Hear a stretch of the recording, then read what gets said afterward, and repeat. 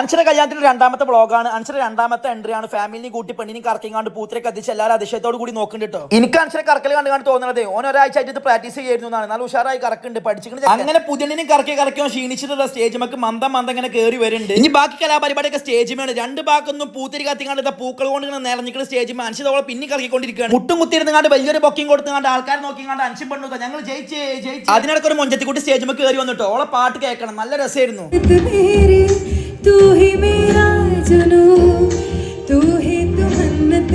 പാട്ട് കഴിഞ്ഞ പാടെ പുതിയാപ്പിളും പുതിയ കേക്ക് മുറിക്കാൻ പോവാണ്. ഇത് കണ്ട് ആശയ അവസാനം അന്തം മുട്ടി നിൽക്കുന്നുണ്ട്. അവസാനം ചെറുതായിട്ടൊന്ന് കരഞ്ഞിട്ടോ. പട്ടിഷോടെ വേണ്ടി ഞാൻ സ്റ്റേജ് നമുക്ക് കയറിയിട്ടോ. പക്ഷെ ഞാൻ കണ്ണട വെച്ചിട്ട് എന്റെ കണ്ണിലാണ് കാണാൻ പാടില്ല. അങ്ങനെ അൻഷറ ഫോട്ടോ എടുത്തുകൊണ്ട് ഞാൻ സ്റ്റേജിൽ നിന്ന് ഇറങ്ങി പോകുന്നുണ്ട്. എളുപ്പം സ്റ്റേജിൽ നിന്ന് ഇറങ്ങി വരുമ്പോൾ മൊഞ്ചത്തി കൂട്ടി കണ്ടത്. അതിന്റെ തൊട്ട് ബാക്കിൽ നമ്മളെ മെയിൻ ആളുണ്ട് നോഫൽ മാത്രം. നോഫലിൽ പെണ്ണുങ്ങളും കുട്ടികളൊക്കെ ഉണ്ട്. കുഞ്ഞാനും ഫാറൂഖ് അങ്ങോട്ടും ഇങ്ങോട്ടും തെറ്റുകൾ പറഞ്ഞു നിൽക്കട്ടോ. ഫാറൂഖ് നല്ല സോപ്പിടുണ്ട്. അങ്ങനെ എന്റെ വ്ളോഗ് അവസാനിച്ചിട്ട് നല്ല സന്തോഷം ഉണ്ട്. പക്ഷെ എന്നാലും ഞാൻ പുറത്ത് പോയി ചെറുതായിട്ടൊന്ന് കരഞ്ഞു. അത് സാരമില്ല. ബൈ.